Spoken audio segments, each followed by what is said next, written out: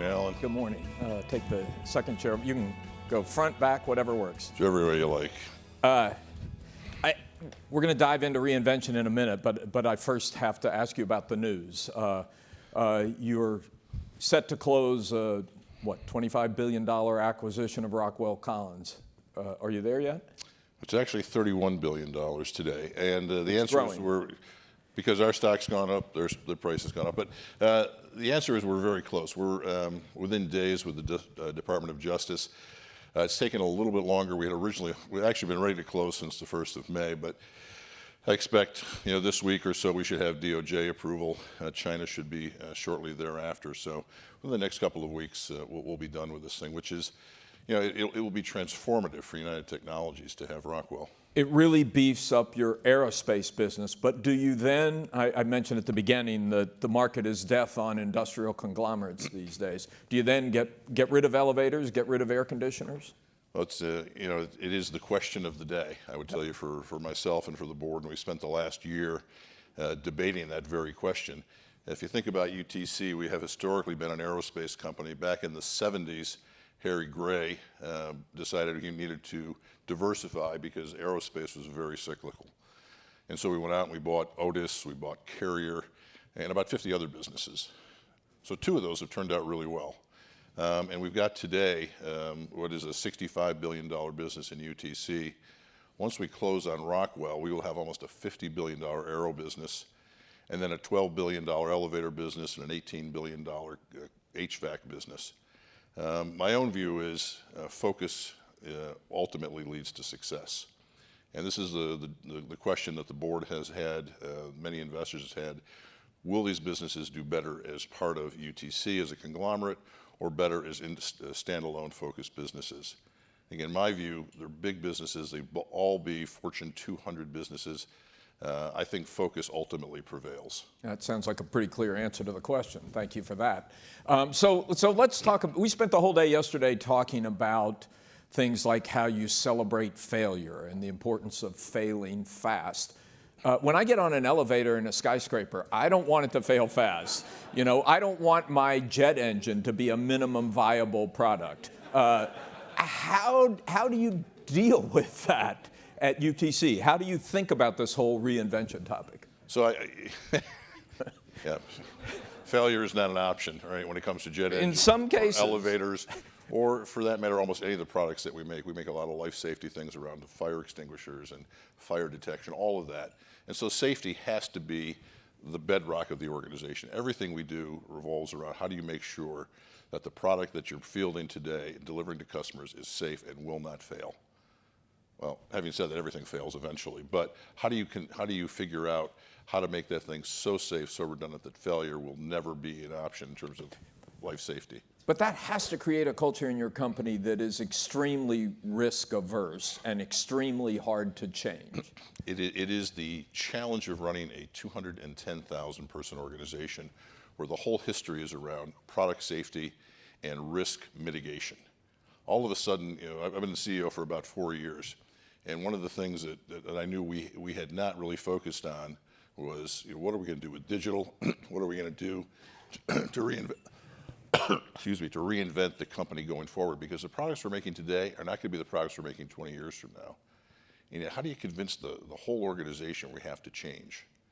And I think what struck me is, and I know this will sound strange, is I actually was looking at or listening to Jeff Immelt talk about how he was trying to reinvent General Electric to make them a digital company.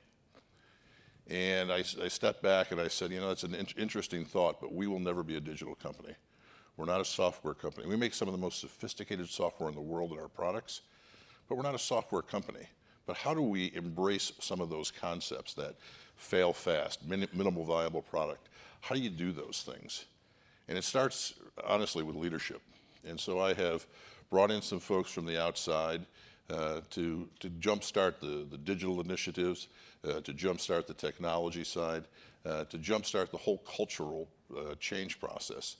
But it's tough. I want to dig into that a little bit deeper, but the point you made, just go back to the point you made about Jeff Immelt. I had that conversation with Jeff Immelt because, of course, he was in the media business, and he saw what Google and Facebook did to our business, take all the economics away by creating these massive platforms. And so what he said at GE was, I'm going to create the platform.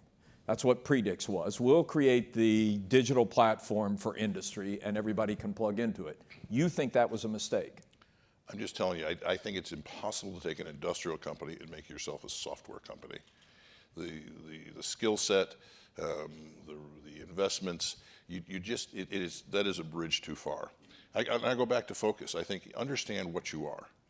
And that doesn't mean that you can't take advantage of digital as we're doing with Rockwell Collins.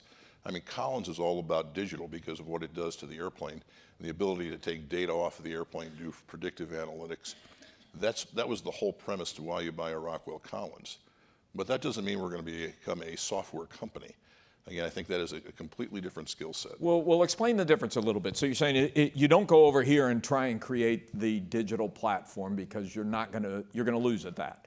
But you did buy Predicto, which is kind of like Predix. You just have a different approach, right? Well, it's got a similar name anyways. I'm a journalist, we started. Predicto. The fact is Predicto was a small $20 million acquisition in diagnostic software. It's about 11 people based in Atlanta, Georgia. And what they do is they help us take the data coming off of an aircraft engine and predict when it might fail. And so if you think about today, this new geared turbofan that Pratt introduced about 4 years ago, you get about 4 million bits of information coming off of that engine every flight. What do you do with it? I mean, there is so much data, so much information.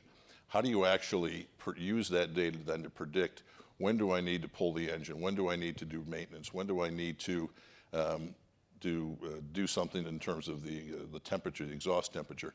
The fact is the Predicto folks have come up with some algorithms that are unique to that particular space that have allowed us to improve the maintenance interval and reduce the cost to the airlines. So you're not creating a cross-industry platform, you're making the technology organic to the industry. Right. We're not going to be a software company, but we're going to use software, we're going to use digital to enhance the customer experience. And I think that's where GE went.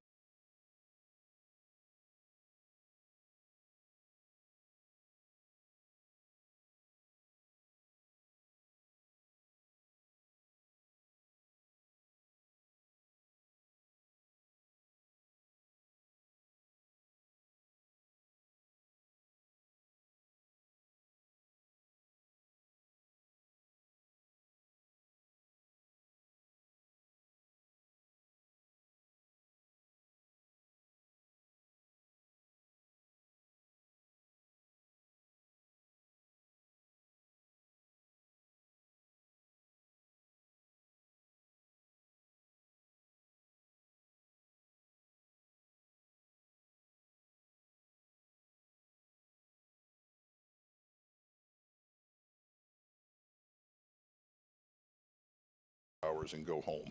When they come to work, they want to make a difference. And how do you take an organization as large as UTC and tell everybody you are empowered to make a difference? You're empowered to, whatever you're doing every single day should be focused on the customer. How do you improve the customer value? How do you improve customer service?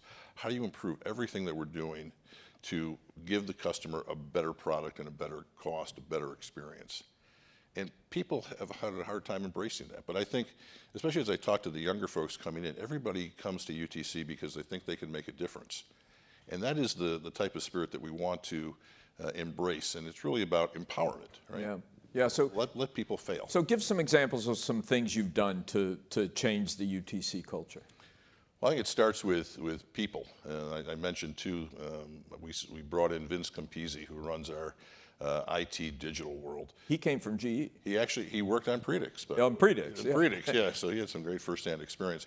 But we set up what's called the Digital Accelerator in Brooklyn, New York, where we're going to hire we've hired about 100 so far, another 100 to go, of people out of the software industry to help us use digital tools to improve customer value throughout UTC. And so I go to this is in an old coffee warehouse down on the water in Brooklyn. And these kids are probably 26, 27 years old. Many, I wouldn't say are corporate types. Yeah. But we've embraced these kids and said, look, help us make a difference. The other thing we've done is on the technology front, I brought in Paul Ayer. Wait, before we go to Paul, though, I want to stick with the accelerator because lots of companies, Brooklyn is filled with digital accelerators. Lots of companies have done it. Time Inc. did it. But how do you then, and great things happen at those places, but the real challenge seems to be, how do you get the great things that happen in those places to spread throughout the company? How do you get the rest of the company, the know-it-alls, if you'll pardon the phrase, to adopt what's happening there? So the question is, how do you take a company like Otis Elevator, and how do you say, guys, we want you to embrace digital? Yeah. Think about Otis, which is 2 million elevators we service around the world every day. We move the Earth's population on our equipment every 3 days.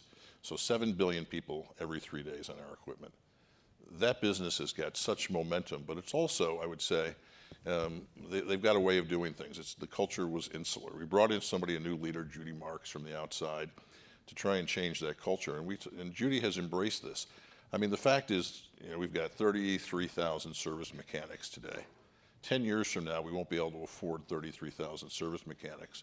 But if you can take the data coming off of an elevator, instead of having to send a service mechanic out to service an elevator, to fix a door, to fix a rope, to grease something, and you can do that remotely, first of all, you improve the customer experience, you reduce the cost, and it makes it a lot more likely that the customer is going to continue on with that service contract, which is the whole business of elevators. And so Judy and her team, they go down to Brooklyn, they brainstorm, they figure out, how are we going to use these digital tools? How are we going to come up with a sensor, for instance, that'll tell us when a door might fail? How are we going to put a sensor that might tell us when we have excess vibration in the hoistway? And it really goes back to the leaders of those organizations driving their businesses to take advantage of these skill sets. It happens at the top. It happens at the top. You were going to talk about the other hire you made. Yeah, so Paul Ayer. Paul's I call him a kid. I think he's 38 years old. He leads our entire technology organization. We've got about 20,000 engineers that Paul's responsible for. And when I brought him in, people looked at me like I was crazy, because how can a 38-year-old kid ever lead a technology organization, especially one as steeped in tradition and engineering culture as UTC? And there were probably a lot of antibodies sort of pushing back, testing, resisting. There was some significant pushback, but I'll tell you, intellect conquers all. Huh. And Paul's a smart guy. He worked at DARPA, the Defense Advanced Research Agency. He worked at Google. He's worked at Airbus. Not only does he have his master's in engineering, he's got a law degree from Georgetown. I mean, he is just a super smart guy. And what I said is, I don't want you to come in to tell me how to engineer a jet engine. We know how to build jet engines. I said, I want you to imagine what the engine looks like 10, 15, 20 years from now. And so Paul actually has put together what's called our Advanced Technology Products Group, which is taking a look not just at the next technology, but the technology over the horizon. Yeah. And when you empower people to make it look that far out, it's amazing what they can come up with. The other thing we talked about yesterday is how important talent is to this equation. You're an industrial conglomerate, you're based in Hartford. When somebody like Paul comes in to see you and you're trying to say, what you really need to do is drop everything you're doing and move to Hartford. How does that conversation go? How do you convince someone like that UTC is the place to work as opposed to Google? Well, look, it's a tough conversation, and it's not just on the technology front. I would tell you, across the leadership team, telling people they have to live in Hartford, it's a tough conversation. But when you tell them that you're going to give them free rein, you're going to empower them to make a change, to make a difference, people buy into that, especially when they see it actually happening. Yeah. And when I told Paul, I said, look, Paul, I can't do your job, but I know you have to do the job differently than your predecessor did. You need to be thinking bigger. This is not about day-to-day engineering. This is about how do we reinvent the technology that made these industries. Create the future. Be the future. Questions? Right here, please. Hi there. Amy Connery from Zora. Coincidentally, I was born in Hartford. It's a pretty nice place to live, beautiful. Although I don't live there anymore. Well, there you go. You can always come back. But I don't live in Silicon Valley either. I live in Boston, not too far away. So my question to you, and you alluded to this a bit with Otis and sensors, and as a CEO, how do you think about the intersection between technology and technology enablement and new business models? And how important is that for you in thinking about the future of some of these really well-entrenched businesses? Yeah, it's an interesting question. So if you think about the elevator business, which Elijah Graves Otis invented, right? You know, we invented the modern safety elevator, and we have been innovating along the way for 165 years. So think about it. You know, today what you do is you install an elevator, and then you go back and you service it for 10, 20, 30, 40 years, and you charge the customer every month to come out and do service. What if you didn't come out and do service? What if you had somebody remotely monitoring that elevator and fixing the elevator, and they don't see the Otis service mechanic every month coming out and doing routine maintenance? How do you change that model, change people's perception that you're actually adding more value by not showing up to the elevator? And that is a tough discussion. And I would tell you, the service mechanics, they're great. The customers love them. And I tell them, I want you guys to put yourself out of business, right? I don't want you out with the customer. I want to make sure the customer doesn't need you, but that we do the same job much more efficiently. It's a tough discussion, but it has to happen. Can you do, is it elevators as a service? Can you do So we'll get people to the top floor for the next 40 years at this price a year? So, you know, we laugh a little bit about that, like you know, putting a turnstile in where you put your subway card in and take the elevator up. The fact is, elevators as a business actually it works if you've been to the Burj Khalifa, which is I think 660 meters high. We have an elevator that goes all the way from the ground floor to the top. Where is that? It's in Dubai. Oh, in Dubai. 160 floors, and they charge $20 for the ride up, and they have 3 million visitors a year. Wow. Right. So all of a sudden they're making money off of the elevator. So how do you, all of a sudden, these super high rises where the observation deck is actually a moneymaker for the building owner, how do you monetize that from an elevator perspective? Will we have that someday, a sort of easy pass for elevators so they know how much the elevator has been used? And I can tell you how much the elevator has been used already.